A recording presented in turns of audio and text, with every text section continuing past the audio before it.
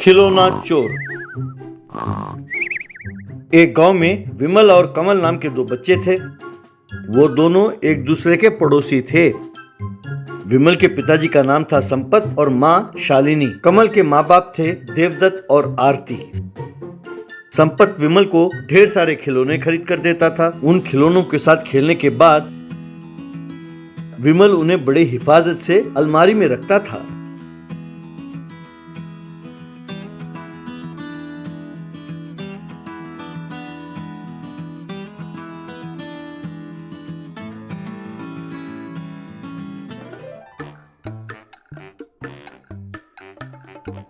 देवदत्त भी कमल को खिलौने खरीद कर देता था, लेकिन कमल अपने घर के बाहर उन खिलौनों के साथ खेलता, फिर उन्हें वहीं छोड़कर चला जाता। एक दिन कमल विमल से, अरे ये क्या, तेरे अलमारी में इतने सारे खिलौने हैं। जब तुम रेंगते थे तब जिन खिलौने के साथ खेलते थे तुमने तो उन्हें भी संभाल कर रखा है। तुम इतने कंजूस हो।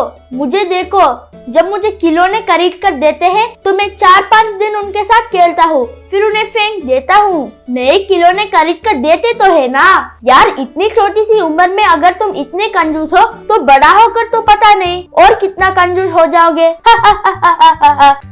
मैं कोई कंजूस नहीं हूँ। मेरे पिताजी ने इन खिलौनों को खरीदने में बहुत पैसे खर्च किए हैं। अगर ये खिलौने टूट गया या खराब हो गया तो ठीक है, पर अगर हमारी लापरवाही की वजह से ये खिलौने खराब हो जाए तो ये तो पैसे बर्बाद करने वाली बात हो गई ना। इसलिए जब तक खेलना हो खेलता हूँ, फिर इन खिलौनों को संभाल के रखता हूँ। क्या ये गलत है?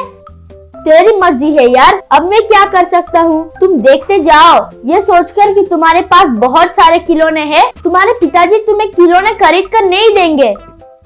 एक दिन देवदत्त आरती से, अरे हमारा काफी नुकसान हो गया। मेरे दोस्त ने मुझे बिजनेस में ठगा और मेरे सारे पैसे लेकर भाग गया। अब इस घर के अलावा हमारे पास खाने के लिए भी कुछ पैसे नहीं है। मुझे किसी नौकरी में लगकर अपना सारा कर्जा चुकाना होगा। कमल को इस बात का पता नहीं चलना चाहिए, वो बेचारा दुखी होगा। तब से देवदत्त ने कमल को खिलौने खरीद कर देना बंद कर दिया। कमल विमल को खिलौनों के साथ खेलते हुए देखकर, हट, बिना खिलौने के बोर मार रहा है। विमल खिलौने के साथ मजे से खेल रहा है, इसे खिलौना चुरा भी तो नहीं सकता। वो खिलौनों को बड़े हिफाजत से रखता है। अब मैं क्या करूं? एक दिन विमल ने अपने सारे खिलौनों को घर के बाहर चारपाई पर बिछाया।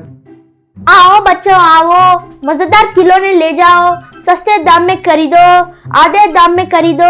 ये ऑफर सिर्फ थोड़ी देर के लिए है, जल्दी आओ जल्दी आओ कहकर आवाज देने लगा।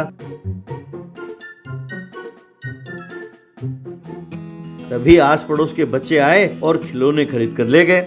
ये देखकर कमल, ये तो कंजूसी की हद हो गई। ये सही मौका है कि इसके खिलौने चोरी कर लूं। ऐसा सोचा। विमल उस चारपाई के सामने कुर्सी लगाकर बैठा हुआ था। वो बैठे बैठे ऊँघने लगा कि तभी कमल चारपाई के नीचे से आया